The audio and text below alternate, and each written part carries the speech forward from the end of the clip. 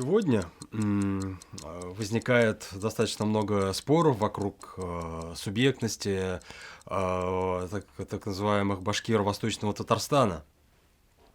Были ли, не были там, одной стороны, там говорится, что это якобы бывшее сословие, на самом деле татары, другие говорят, нет, это настоящие башкиры, но потом они утратили свою идентичность. Но, в принципе, здесь, мне кажется, достаточно, помимо множества, на самом деле, таких сведений, обратиться к одному такому очень интересному источнику, который, собственно, может в какой-то степени раскрыть эту тайну и, в принципе, поставить где-то, может быть, такие точки. Я бы обратился в данном случае к материалам экспедиции Тибора Тота, который он провел совместно с филологом Шункаровым. Это уфимский, он работал в Уфимском институте, но Тибор Тот, понятно, он из Венгрии прибывший, в 1964 году. Они, собственно, проехались по Башкирии, по восточной Татарии, та СССР тогда это была, да, ведь, заехали в деревни. Тибор Тот – это антрополог, этнограф, Шункаров – это филолог. Собственно, они там проезжали по деревням, делали антропологические фотографии, собирали материал этнографический, фольклорный и так далее. То есть такой комплексный материал, достаточно солидный материал они собрали. Порядка там, ну, такой объемный отчет у них получился более 700 страниц. И там, что самое интересное, вот в нашем случае, относительно нашего вопроса, что они заезжали в деревни и проводили опрос местных жителей. Фольклорный опрос, и, в принципе, там появлялись очень интересные материалы, и там они в том числе затрагивали свою идентичность, этническую идентичность, культурную идентичность, да. Это был 1964 год. То есть экспедиция, совместная иностранная международная экспедиция, да, в данном случае, где участвует Уфимский институт, да, Институт истории языка и литературы, участвует представитель академической науки Венгрии, да, приезжает в соседний регион, в данном случае в ТАССР, и свободно, собственно, проводит там экспедицию. И, что интересно, люди свободно в этом отношении, они свободно отвечают. И я бы хотел процитировать некоторые буквально моменты. И, я думаю, любой человек может обратиться. Вот опубликована была книга «История башкирских родов», первый том Еней, том посвящен роду Еней, где, собственно, некоторые материалы этой экспедиции здесь опубликовали. А при желании, в принципе, можно найти весь пакет документов, он хранится в научном архиве Института истории языка и литературы. И в данном случае они проехались по деревням, которые, в принципе, они не такие маленькие, наверное, старые Бугады, ныне Актанышский район Республики Татарстан.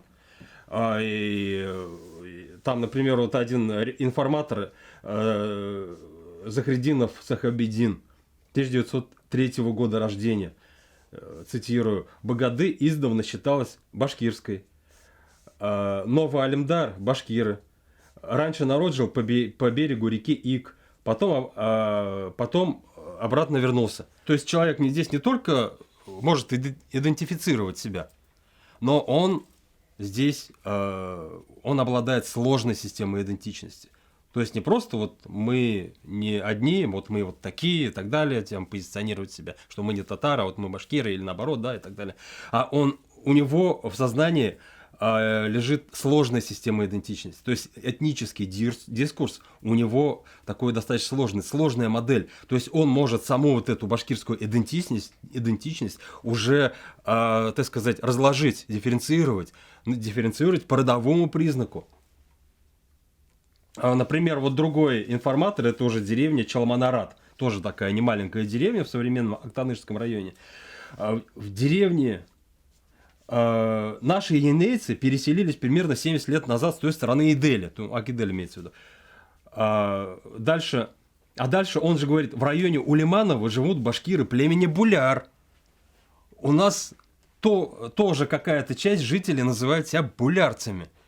То есть они вообще воспринимали не только себя, свою деревню, там какой-то анклав маленький, да, а вообще достаточно большую такую территорию они рассматривали через призму башкирского этнического дискурса. Они рассматривали их какие-то такие, знали, где булярцы, где минцы живут и так далее. Или вот, например, другие сведения.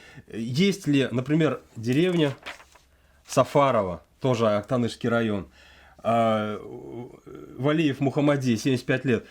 Есть ли здесь енейские башкиры, точно сказать не могу. Чуракай живут асаба племени Елан. Ну, асаба это значит вотчинники, то есть они вот такими категориями даже мыслили, да. Минцы 100 домов, асаба, то есть представляете, это какие годы, это 64-й год. А у них до сих пор вот эта вот такая сложная система идентичности сохранилась.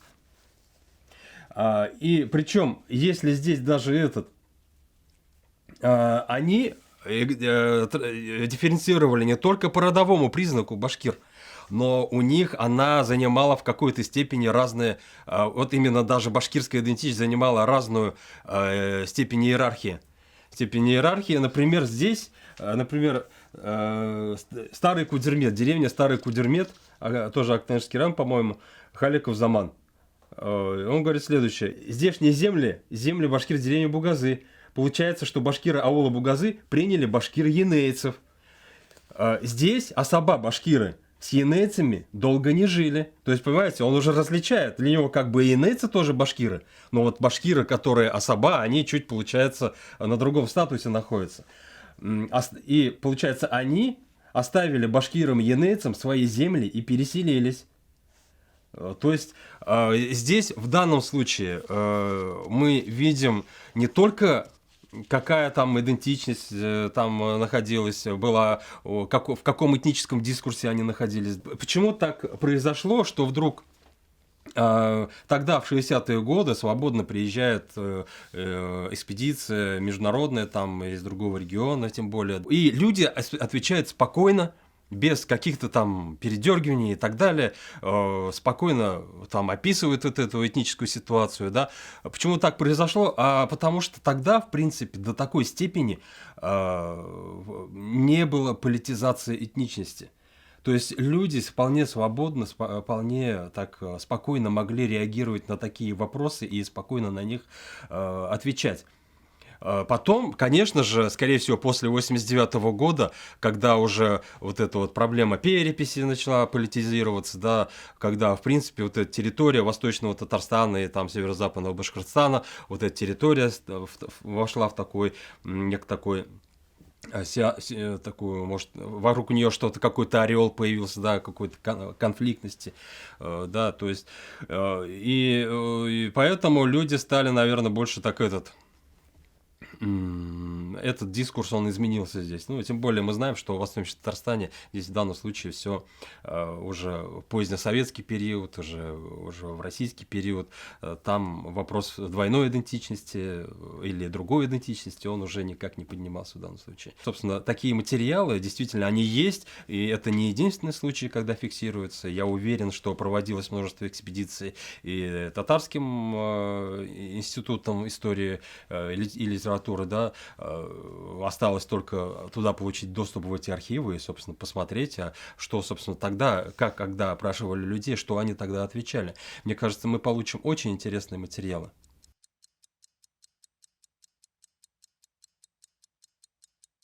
Да, то есть здесь, конечно же, никто не призывает, да, давайте вот все население Восточного Татарстана, ну, те, кто считает себя потомками, да, башкирского населения, давайте все сейчас переписываемся в Башкирии тогда. Ни в коем случае такого, ну, если человек хочет, он как хочет должен записываться, да, это одна сторона. Но, с другой стороны, отказывать в идентичности вот прошлым поколениям ни в коем случае нельзя. Здесь же тот же вопрос, например, о там сословиях, например, говорят, что там башкиры сословия бывшие и так далее, потом они перешли в татар и так далее, но извините, сословие, вообще прерогатива башкирского сословия, она исчезла в 1865 году. Понимаете, то есть уже сколько, целое столетие этого сословия уже не существует, по сути. А до сих пор вот та же самая пластинка, она играет. Поэтому здесь, я считаю, не ученым, не Казани или там другим ученым, да, нельзя, мне кажется, отрицать в данном случае очевидные вещи.